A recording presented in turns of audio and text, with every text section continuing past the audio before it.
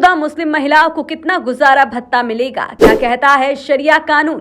मुस्लिम personal law board ने कही ये बात। आपको बता दें कि तलाकशुदा मुस्लिम महिलाओं को गुजारा भत्ते के सुप्रीम कोर्ट के फैसले पर all India Muslim personal law board ने ऐतराज जताया है। बोर्ड की वर्किंग कमेटी ने सर्वोच्च अदालत के फैसले पर चर्चा के बाद कहा कि यह शरिया के खिलाफ है। इसके खिलाफ वह अदालत का दरवाजा खटखटाएगा।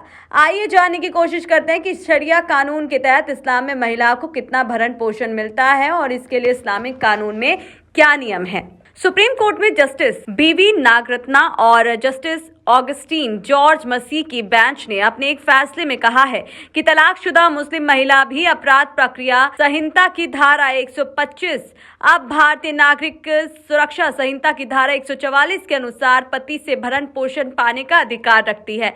इसके लिए वह याचिका दायर कर सकती है। सुप्रीम कोर्ट ने यह फैसला मोहम्मद अब्दुल समद नामक मुस्लिम युवक की याचिका को खारिज करते हुए सुनाया।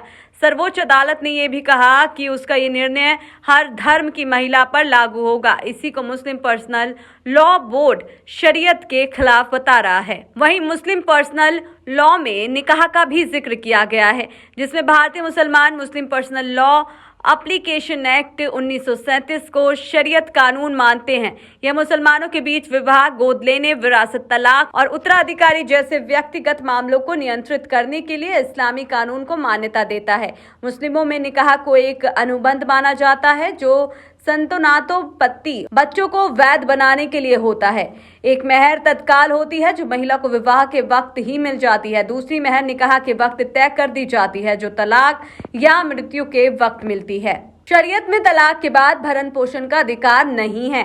बज़्म ख्वातीन की प्रमुख शहनाज सिदरत के अनुसार आमतौर पर शरीयत में तलाक के बाद महिलाओं को इद्दत तक गुजारा भत्ता पाने और महर के अलावा गुजारा भत्ता पाने का सामान्य अधिकार नहीं है। जी हाँ, इद्दत सामान्य तौर पर तलाक या पति की मृत्यु के बाद 3 माह तक की अवधि होती है। हालांकि तलाक के वक्त अगर कोई महिला गर्भवती है तो बच्चे के पैदा होने तक का भी खर्च पति उठाएगा। इसके बाद अगर माँ बच्चे को दूध पिलाती है तो केवल बच्चे का खर्च पिता देगा। बाकी तलाकशुदा लड़की के लिए केवल पिता और भाई जिम्मेदार होते हैं। सीआरपीसी की धारा 125 के तहत मांग सकती थी अधिकार।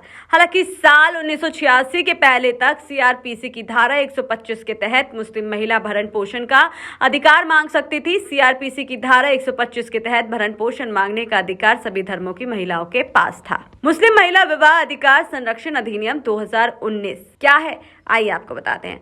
इसके बाद साल 2019 में मुस्लिम महिलाओं के हक की रक्षा के लिए मुस्लिम महिला विवाह अधिकार संरक्षण अधिनियम 2019 बना। इसके तहत किसी मुस्लिम महिला को पति ने तलाक कहकर तलाक दे दिया तो वह भरण पोषण भत्ता मांग सकती है। यही नहीं, इस अधिनियम के तहत अगर कोई मुस्लिम पति अपनी पत्नी को मौखिक, लिखित अथवा इलेक्ट्रॉनिक रूप में या किसी भी दूसरे तरीके से तलाक की घोषणा करता है तो वह शून्य और अवैध माना जाएगा। वहीं साथ ही सबसे मुख्य बात कि मुस्लिम पर्सनल लॉ बोर्ड ने क्या बात कही है ये और जान लेते हैं। तलाक के बाद भरण पोषण पर सुप्रीम कोर्ट के ऐतिहासिक निर्णय के खिलाफ मुस्लिम पर्सनल लॉ बोर्ड का कहना है कि यह फैसला शरीयत से मतभेद उत्पन्न करता है। यह संविधान द्वारा दिए गए धार्मिक स्वतंत्रता का भी हनन करता है। बोर्ड का कहना है कि गुजारा भत्ता वास्तव में मुस्लिम महिलाओं के लिए भीख है।